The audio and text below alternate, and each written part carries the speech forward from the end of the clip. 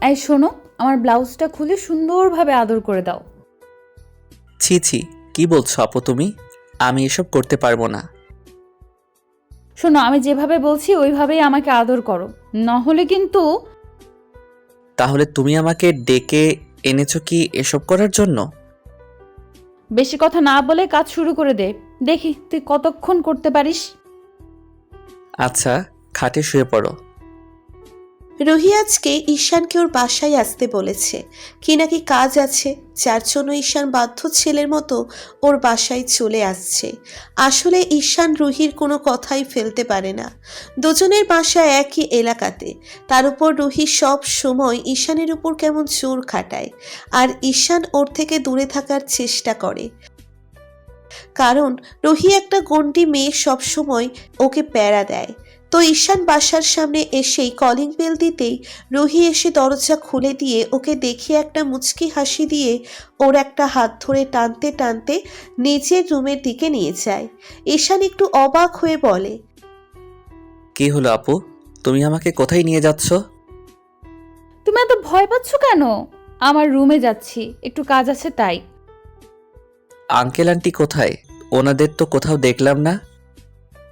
আব্বু আম্মু বাসাতে নেই, আর তাছাড়া ওরা থাকলে কি কাজটা হবে নাকি?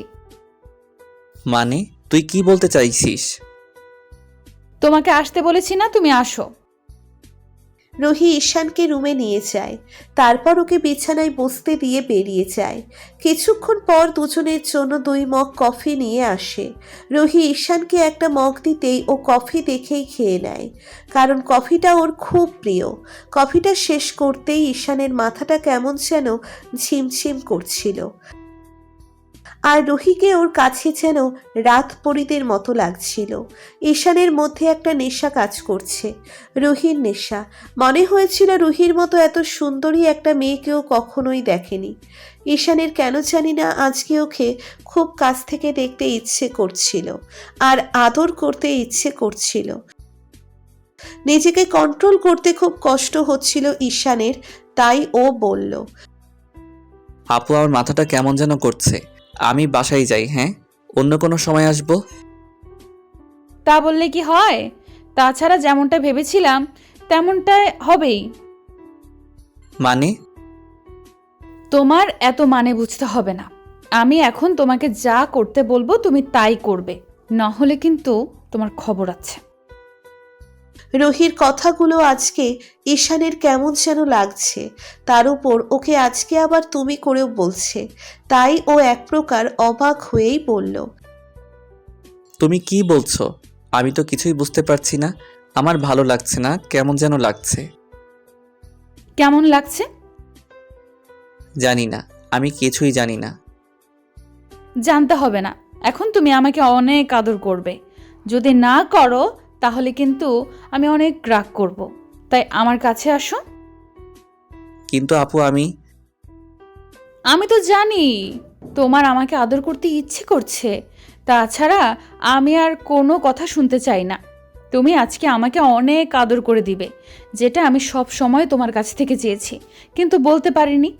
আজকে সেই সুযোগটা আসছে। বাসায় কেউ নেই আর তুমিও পুরো রোম্যান্টিক মুডে আছো।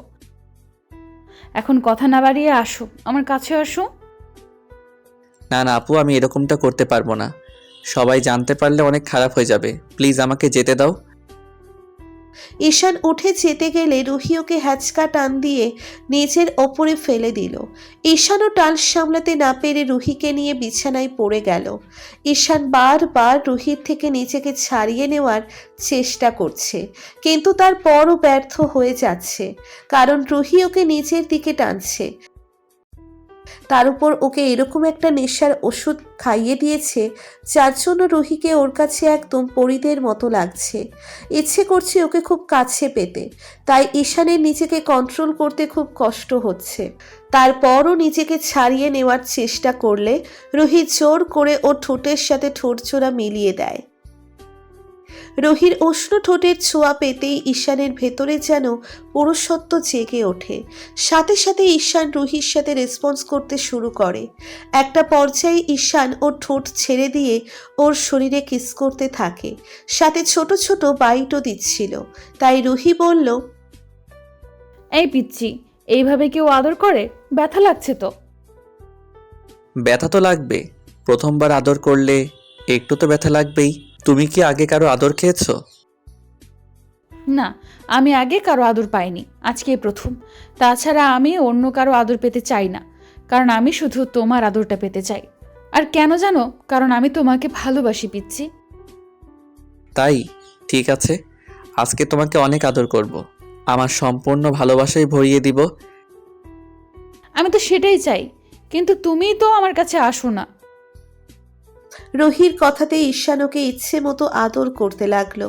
এই প্রথম কোনো ছেলের সাথে রুহি শারীরিক সম্পর্কে লিপ্ত হলো। আপনারা কি ভাবছেন রুহি এরকম মেয়ে? তা নয়। আসলে অনেকদিন যাবত ঈশানকে ওর ভালোবাসার কথাগুলো বলে যাচ্ছে, কিন্তু ঈশান ওর দিক থেকে কোনো সাড়া দিচ্ছে না। কারণ ও একটা গুন্ডি মেয়ে, তার উপর ওর থেকে সিনিয়র, আর সব সময় ঈশানকেও প্যারার ওপর রাখে। তাই ঈশান থেকে দূরে থাকার চেষ্টা করত, কিন্তু রুহি ওকে ভালোবাসে, ততবারই ওর কাছে আসার চেষ্টা করে। আর আজকে সুযোগ বুঝেই ওকে এমন একটা ফাঁদে ফেললো। একটা সময় ঈশান সেন্সলেস হয়ে যায় আর গভীর ঘুমে তলিয়ে যায়। এখনো রুহির বুকে মাথা দিয়ে ওকে জড়িয়ে ধরে রেখেছে, আর রুহি মুচকি মুচকি হাসছে আর কি যেন একটা ভাবছে। তো বিকেলের দিকে ঈশানের ঘুম ভাঙতেই ও খেয়াল করে ও রুহির রুমে শুয়ে আছে। ঈশান উঠে বসে, মাথাটা কেমন ঝিমঝিম করছে। এর মাঝে রুহি রুমে ঢুকে বলে, কি হলো? ঘুম হলো? হ্যাঁ, কিন্তু আমি এখানে কেন? সবই ভুলে গেছো? তখন না বললে তোমার নাকি ঘুম পাচ্ছে? তাই তো এখানে ঘুমিয়ে গিয়েছিলাম।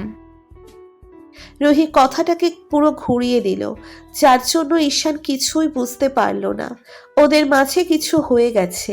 তো রুহির কাছ থেকে ঈশান বিদায় নিয়ে রুমে চলে আসে, বাসায় চলে আসে। দিনটা কোনো রকমভাবে কেটে যায়। পরদিন সকালে ঈশান যেই না বাসার বাইরে গেছে, তখন রুহি ওর বাসায় আসে। আম্মু গিয়ে দরজা খুলে দেয়, তারপর ওকে দেখে বলে, আরে মামুনি, তুমি আসো, ভেতরে আসো। আম্মুর কথাতে রুহি ভেতরে যায়। তারপর আম্মুকে সোফায় বসতে বললে ও বসে আর আম্মুকে বলে, আন্টি, তোমার সাথে আমার কিছু কথা আছে, একটু সময় হবে তোমার? রুহি আম্মুর হাত ধরে ওর পাশে বসিয়ে দিল। তারপর হঠাৎ করেই আম্মুকে জড়িয়ে ধরে ফুপিয়ে ফুপিয়ে কান্না করতে লাগলো। ওর এরকম কর্মকাণ্ডে আম্মু বেশ খানিকটা হতভম্ব হয়ে গেছে। তাই ওকে ছাড়িয়ে নিয়ে চোখের পানি মুছে দিয়ে বলল, মামুনি, কি হয়েছে? তুমি কান্না করছো কেন? বলো আমাকে, কি হয়েছে? আন্টি, যেটা হয়েছে আমি সেটা বলতে পারবো না, অনেক খারাপ একটা কাজ হয়েছে। কি হয়েছে সেটাই তো জানতে চাইছি, বলো। তোমাকে কি ঈশান কিছু বলেছে? না আন্টি, তোমার ছেলে আমাকে কিছু বলেনি, কিন্তু ও অনেক বাজে একটা কাজ করেছে আমার সাথে, যার জন্য আমি এখন... কি হয়েছে আমাকে বলো। তুমি এভাবে কথা বলছো কেন? ঈশান কি করেছে আমাকে বলো। আজকে বাসায় ফিরুক, ওকে দেখাবো মজা। আম্মু, আমি তোমার ছেলের সাথে আমার আজকে 6 মাসের রিলেশন চলছে, আর আমাদের মাঝে এমন কিছু হয়েছে যার জন্য আমি এখন প্রেগনেন্ট। রুহির কথা আম্মু যেন বিশ্বাসই করতে পারছে না ও এমন কিছু বলছে। এবার আম্মু ফ্যালফ্যাল করে ওর দিকে তাকিয়ে আছে। আম্মু কিছু বলছে না দেখে রুহির কান্নার গতিটা আরো বাড়িয়ে দিল আর বলল, আম্মু, আমি জানতাম তুমি আমার কথা বিশ্বাস করবে না। একবার দুবার নয়, আমাদের মাঝে অনেকবার ফিজিক্যাল রিলেশন হয়েছে, যার জন্য এখন আমি ওর বেবির আম্মু হচ্ছি। তুমি বিশ্বাস করবে না তো? রুহি, মিথ্যা কথা বলার কিন্তু একটা লিমিট আছে, যেটা তুমি ক্রস করে যাচ্ছ। এত বড় একটা মিথ্যা তুমি আমার ছেলের নামে বলতে পারলে? আম্মু, আমি জানতাম তুমি আমার কথা বিশ্বাস করবে না তো। আচ্ছা ঠিক আছে, আমি তোমাকে প্রমাণ দিচ্ছি। এবার রুহি ফোনটা বের করে তারপর কালকের ঘটনাটার পুরো ভিডিওটা ওর আম্মুকে দেখালো। আসলে রুহি কালকে আগেই ফোনের ক্যামেরার ভিডিওটা চালু করে রেখেছিল। তারপর ঈশানের সাথে ওরকম একটা মুহূর্তের ভিডিওটা ধারণ করে আজকে সেটা আম্মুকে দেখাচ্ছে। আম্মু এমন কিছু দেখে স্তব্ধ হয়ে গেল আর চুপচাপ মাথা নিচু করে বসে রইল। এবার রুহি কান্না করে বলতে লাগলো, আম্মু, তোমরা যদি আমাকে তোমার ছেলের বউ হিসেবে মেনে না নাও, তাহলে আমার সুইসাইড করা ছাড়া আর কোনো উপায় থাকবে না। আমি কি করব বলো? আম্মু কি করবে ভেবে পাচ্ছিল না, তাই আব্বুকে বিষয়টা জানালে আব্বু ঈশানকে বাসায় আসতে বলে। কিছুক্ষণ পর ও বাসায় এসে দেখে রহিও আম্মুকে জড়িয়ে ধরে কান্না করছে। ঈশান আসতেই আব্বু গিয়ে ঠাস ঠাস করে ওর গালে একটা থাপ্পড় মেরে দেয় আর বলতে শুরু করে, অসভ্য ছেলে একটা, তোমার কাজ দেখে আমি অবাক হয়ে যাচ্ছি। তুমি কি না এত বাজে একটা কাজ করতে পারলে? আমার ভাবতেই অবাক লাগছে। তুমি কি না আমার ছেলে? আম্মু, আমি কি করেছি? তুমি আমার গায়ে হাত তুলছো কেন? আর রোহি আপু, তুমি কান্না করছো কেন? কি হয়েছে বলো? কি হয়েছে না? এরকম একটা বাজে কাজ করে এখন বলা হচ্ছে বলছো কি হয়েছে? তোমার ব্যবহার দেখে আমি অবাক হয়ে যাচ্ছি। তুই কি না এরকম একটা কাজ করতে পারলে? তুমি রুহিকে ভালোবাসো, বিয়ে করতে চাও, সেটা আমাদের বললেই পারতে, কিন্তু এরকম একটা কাজ করলে কেন? হ্যাঁ, আম্মু, তুমি কি বলছো? আমি তো কিছুই বুঝতে পারছি না। কি হয়েছে আমাকে একটু বলো। এবার আম্মু ঈশানকে ভিডিওটা দেখালো। সব দেখার পরে ঈশানের মাথায় যেন আকাশ ভেঙে পড়ল। ও বিশ্বাসই করতে পারছে না ও কালকে এরকম একটা কাজ করেছে। এরপর তুমিও বলবে তুমি এরকম কাজ করোনি? আমার ভাবতেও অবাক লাগছে তুমি কি না এরকম একটা কাজ করেছো। আম্মু, আমি এমনটা করিনি, বিশ্বাস করো। দেখেছো, তোমার ছেলে এখন আমাকে অস্বীকার করছে। এই বাবু, তুমি বলে দাও, তুমি আমাকে কতটা ভালোবাসো, যার জন্য আমাকে এরকমভাবে ভালোবেসেছো, এরকমভাবে আদর করছো? বলো না। জান, আমি কিন্তু তোমাকে ছাড়া থাকতে পারবো না। তোমার জন্য এখন কিন্তু আমি প্রেগনেন্ট। তোমার বেবিটা আমার পেটে। তুমি যদি আমাকে মেনে না নাও, তাহলে কিন্তু আমার সুইসাইড করা ছাড়া কোনো উপায় থাকবে না। আপু, তুমি এসব কি বলছো? প্লিজ এরকম মিথ্যা কথা বলো না। দেখো, আমি এরকমটা তো করিনি, তাহলে তুমি এরকমভাবে আমাকে কেন ফাঁসাচ্ছ? তুমি এইভাবে বলতে পারলে? এর থেকে তো আমার মরে যাওয়া উচিত ছিল। আম্মু, আমি আর এখানে থাকবো না। যেখানে তোমার ছেলে আমাকে মেনে নেবে না, সেখানে আমার বেঁচে থেকে কি হবে? রুহি কথাটা বলেই বাসা থেকে বেরিয়ে যেতে গেলে আম্মু ওকে আটকে দিল। তারপর ঈশানকে আরও কয়েকটা থাপ্পড় মেরে দিয়ে বলল, একে তো অন্যায় করেছো, তার ওপর আবার সেটা স্বীকার করতে চাইছো না। রুহি মামুনি, তুমি কান্না করো না। ঈশান আজকেই তোমাকে বিয়ে করবে, আর এই মুহূর্তেই। আর তুমি যদি ওর কোনোভাবে ওর ওপর রাগারাগি করো, তাহলে আমার থেকে খারাপ আর কেউ হবে না। আম্মু ঈশানের কোনো কথা শুনল না। জোরপূর্বক ওকে রুহির সাথে বিয়েটা করিয়ে দিল। রাত হতেই আম্মু ওকে বাসর ঘরে ঢুকিয়ে দিল। ঈশান গিয়ে রুহির সামনে গিয়ে দাঁড়াতেই ও উঠে এসে ওর পা ছুঁয়ে যখনই সালাম করতে যাবে, তখন ঈশান ওর পা সরিয়ে দিল আর বলল, থাকার নাটক করতে হবে না, একদম আমাকে স্পর্শ করবে না। তুমি আমাকে এত বড় একটা নাটক করার পরও এখন ভালো সাজার চেষ্টা করছো? ছি, আমার ভাবতেই অবাক লাগছে আমি কিনা তোমাকে সম্মান করতাম। স্পর্শ করব না কেন, 100 বার করব, কারণ তুমি আমার স্বামী। আর আমি চেয়েছি এমন কিছু একটা হোক যার জন্য আমি তোমাকে নিজের করে পাই। খুব বেশি কি দরকার ছিল এরকম একটা কাজ করার? তুমি জানতে না এতে আমার সম্মানটা শেষ হয়ে যাবে? তাহলে কেন এরকমটা করলে? হ্যাঁ, দরকার ছিল, কারণ আমি তোমাকে ভালোবাসি। তাই তোমাকে নিজের করে পাওয়ার জন্য এরকম একটা কাজ করেছি।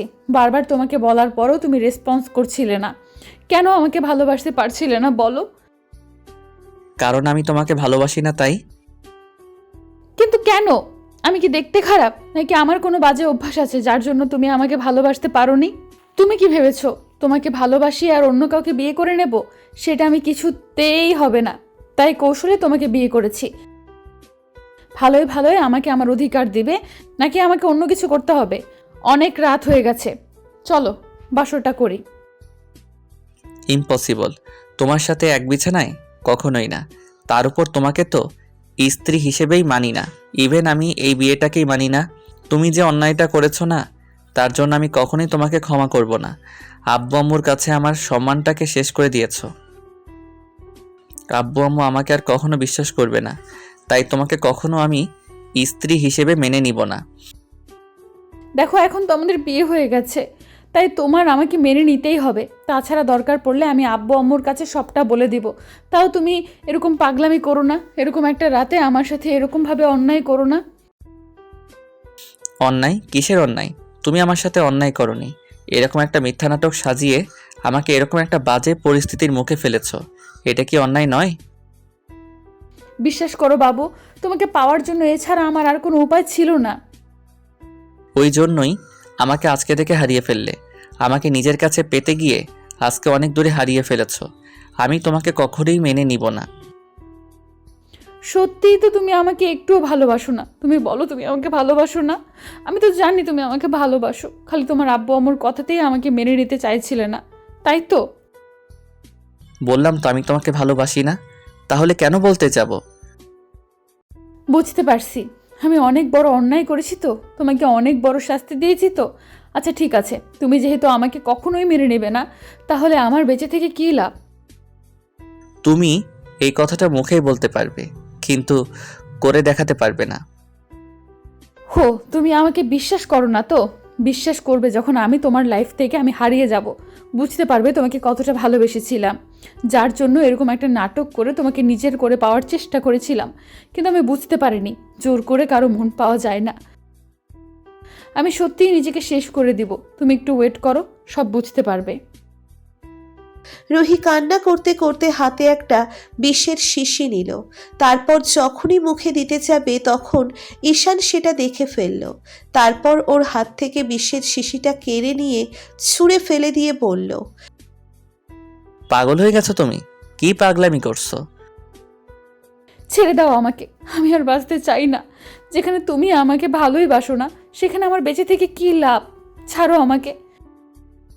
রুহি ছোটার চেষ্টা করলে ঈশান আর উপায় না পেয়ে ঠাস করে ওকে একটা থাপ্পড় মেরে দিল। রুহি গালে হাত দিয়ে অসহায়ভাবে ঈশানের দিকে তাকিয়ে কান্না করতে লাগলো।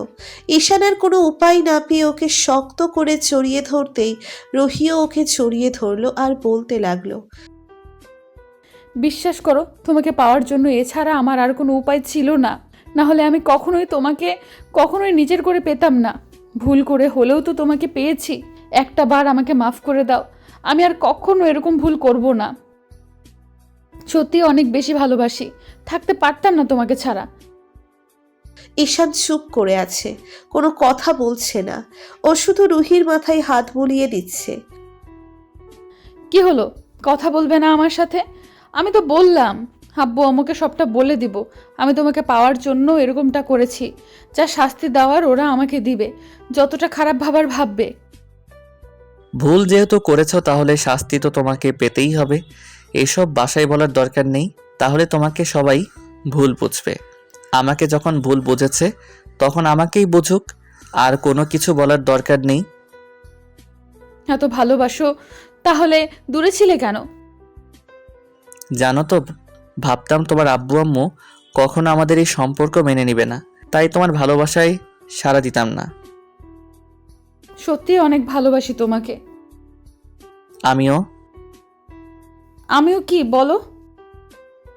আরে বাবা, আমিও ভালোবাসি, তাই বললাম আই লাভ ইউ। এবার হয়েছে? হুম। ভালো থাক ভালোবাসাগুলো। দেখা হচ্ছে পরবর্তী কোনো গল্পে। আল্লাহ হাফেজ।